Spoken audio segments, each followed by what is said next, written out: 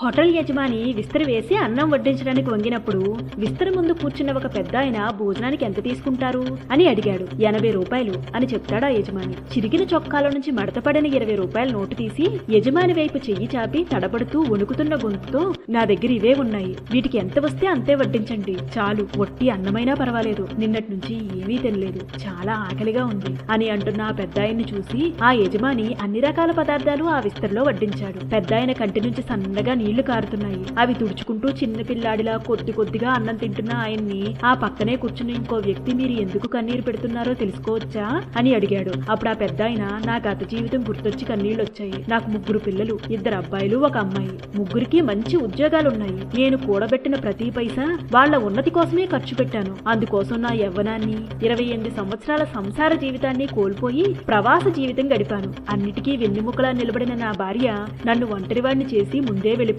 ఆస్తి పంపకాలు చేయడం మొదలుపెట్టినప్పటి నుంచి నా కొడుకులు కోడళ్లు నన్ను దూరం పెట్టడం మొదలుపెట్టారు. అప్పటి నుంచి వాళ్లకు నేను భారం అయిపోయాను.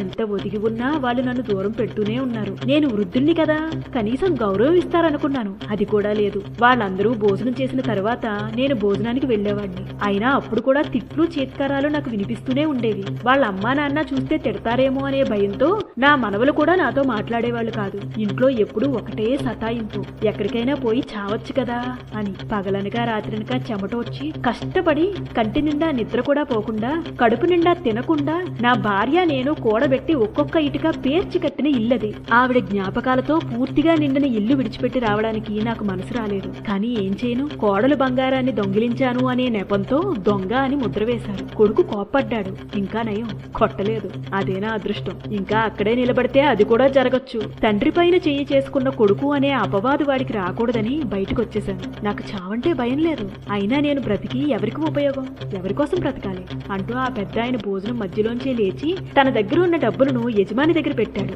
అప్పుడు ఆ యజమాని, ఈ డబ్బులు మీ దగ్గరే ఉండనివ్వండి, మీరు ఎప్పుడైనా ఇక్కడికి రావచ్చు, మీకు భోజనం ఎప్పుడూ ఉంటుంది అని చెప్పాడు. అప్పుడు ఆ పెద్ద ఆయన డబ్బులు అక్కడే పెట్టేసి, మీ ఉపకారానికి చాలా సంతోషం, ఏమీ అనుకోకండి, ఆత్మాభిమానం నన్ను విడవడం లేదు, ఇక సెలవు అంటూ గమ్యం తెలియని బాటసారిలా వెళ్ళిపోయాడు. అందుకే అంటారు, ప్రతి పచ్చని ఆకు ఏదో ఒకరోజు పండుటాకు అవ్వాల్సిందే. ఎప్పుడో ఒకరోజు దానికి పట్టిన గతే మనకీ పడుతుందని ఎవరూ ఆలోచించడం లేదు. వృద్ధాప్యంలో ఉన్న తల్లిదండ్రులకు